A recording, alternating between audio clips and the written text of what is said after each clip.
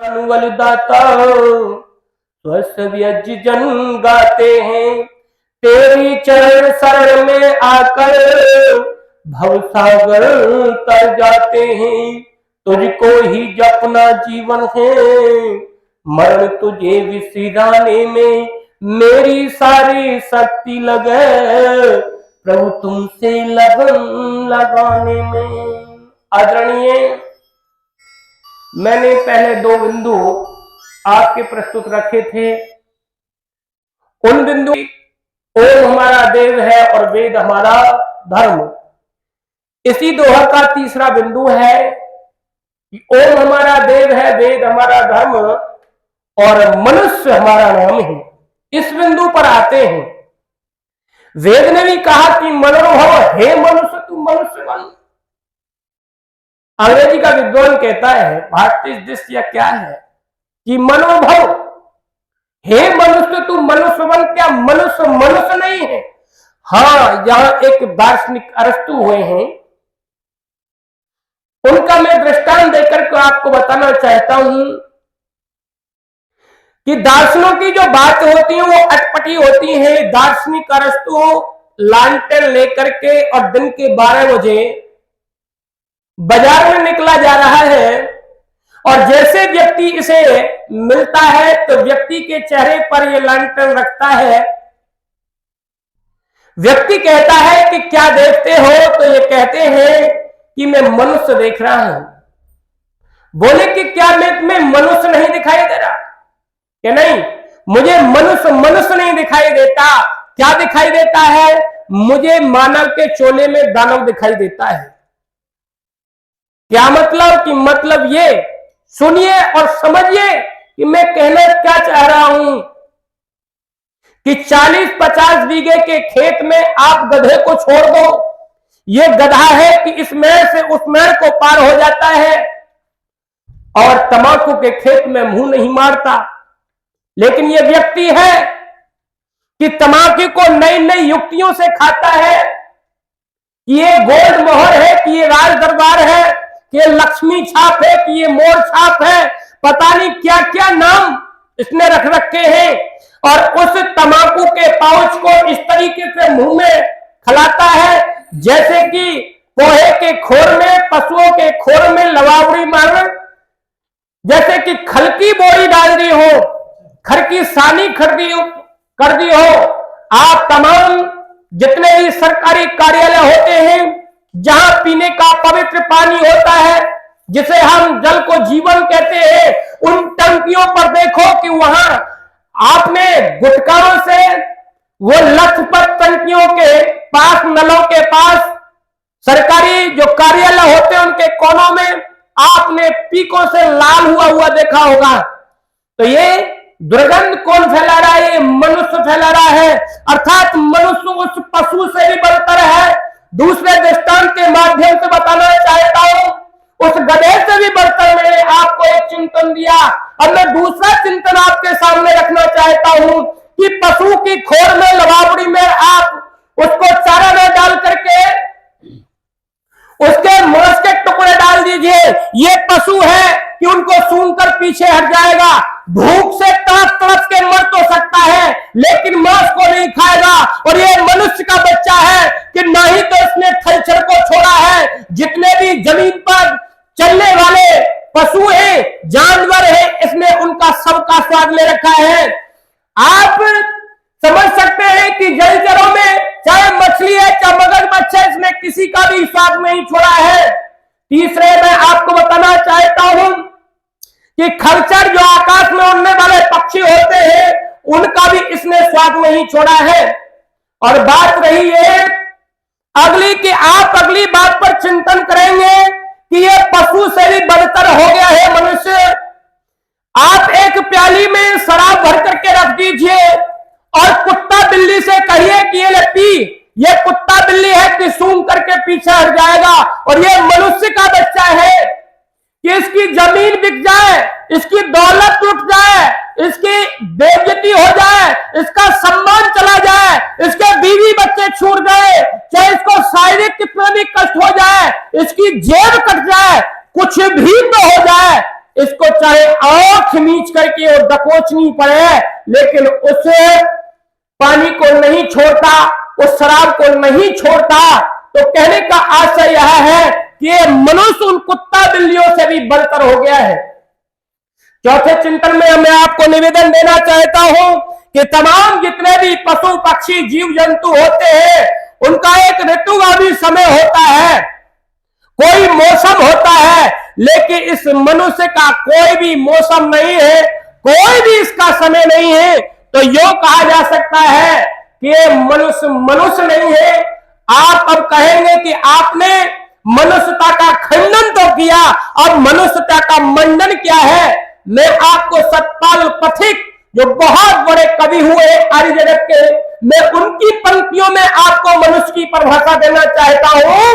उन्होंने एक भजन के माध्यम से मनुष्य की परिभाषा दी और कहा कि किसी के काम जो आए उसे इंसान कहते हैं, उसे इंसान कहते हैं। पराया दर्द अपना आए उसे इंसान कहते हैं, उसे इंसान कहते हैं। कभी सुख है कभी दुख है, इसी का नाम जीवन है, इसी का नाम जीवन है। जो मुश्किल में न घबराए उसे इंसान कहते हैं, उसे इंसान कहते हैं। पराया दर्द अपना आए उसे इंसान कहते हैं, उसे इंसान कहते हैं। कभी धनवान है कितना, कभी इंसान निर्धन है, कभी सुख है कभी दुख है, इसी का नाम जीवन है, इसी का नाम जीवन है।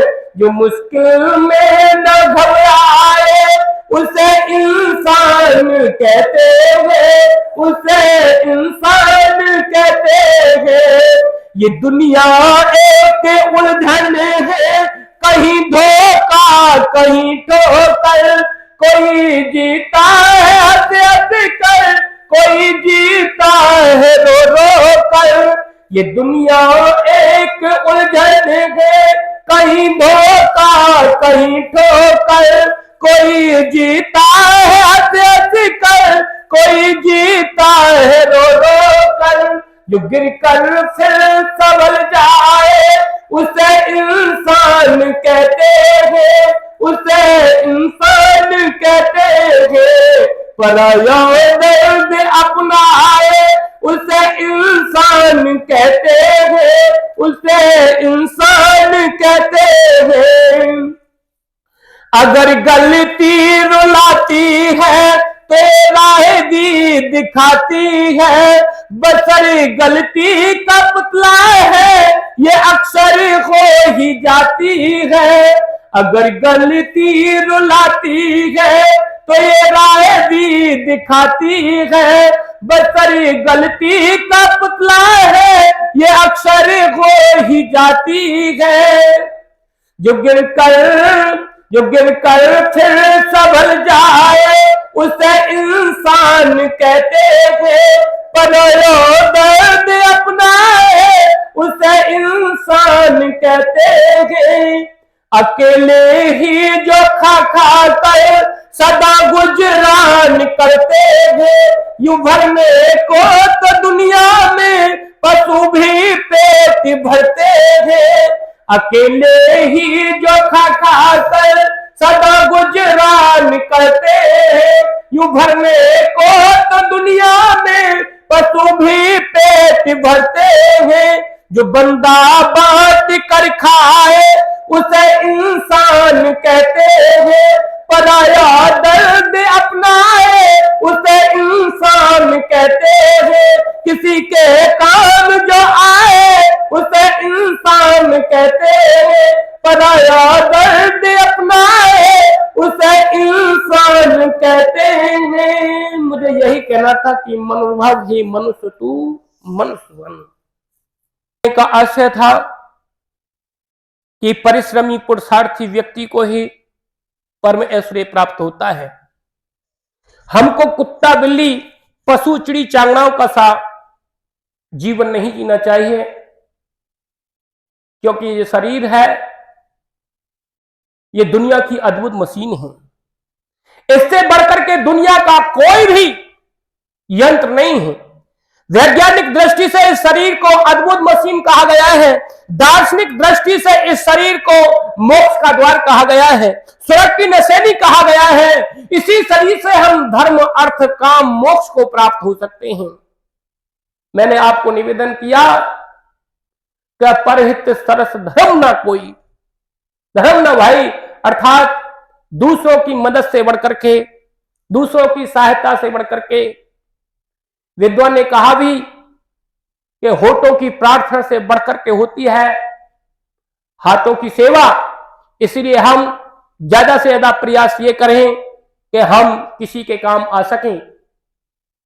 यदि हमको भजन यजन और किसी प्रकार की युक्ति या पद्धति नहीं आती, तो हम गुण कर्म स्वभाव से बिना कारण किसी को कष्ट ना दें। यह भी अपने में एक तपस्या है। तो हम ज्यादा से ज्यादा मनुष्य होकर के मननशील रहें और अपना जीवन पुरुषार्थ धर्मार्थ के लिए लगाएं। यह मनुष्य शरीर एक अवसर है, एक मौका है। इस अवसर को, इस मौके को हम न जाने दें, इस मौके को न गवाएं। मेरा अंत में यही कहना था कि इस बात की वेद भी पुष्टि करता है कि मनोभावो हे मनुष्य तू मनुष्य बन। जो मैंने पीछे बातें बताई हैं, यदि किंचित मात्र भी इस तरीके के आपके गुण कर्म स्वभाव हैं, तो ये सत्संग एक दुनिया की वह प्रयोगशाला है जो इस प्रयोगशाला से बढ़कर के दुनिया की कोई प्रयोगशाला नहीं होती। दुनिया की जितनी भी प्रयोगशालाएं हैं उनमें केमिकल पदार्थ, अन्य चीजों पर रिसर्च और खोज की जाती है, और बहुत सारे प्रयोगशालाएं हैं, बहुत सारी कंपनियां हैं जहां बहुत सारे यंत्र और मशीनरी बनाई जाती हैं। लेकिन एक सत्संग ऐसी चीज है कि यहां मनुष्य को मनुष्य बनाया जाता है। इसलिए सत्संग के कौन सा शब्द हमको कैसे लग जाए और हमारा जीवन में परिवर्तन हो जाए। संसार में जितने भी महापुरुष हुए हैं, उन्होंने जो परिवर्तन किया है, किसी ना किसी घटना को देख करके, किसी ना किसी विचार को सुन करके अपने जीवन में उन्होंने परिवर्तन किया है। हम युग पुरुष महर्षि देव दयानंद की बात करें तो महर्षि दयानंद का जो जीवन था वो दूसरों के लिए था, पुरुषार्थ के लिए था। वो जगत उपकारक थे और धर्म को आगे बढ़ाने वाले थे। जहां अंधविश्वास और पाखंड फैला था उस पर कुठाराघात करने वाले थे।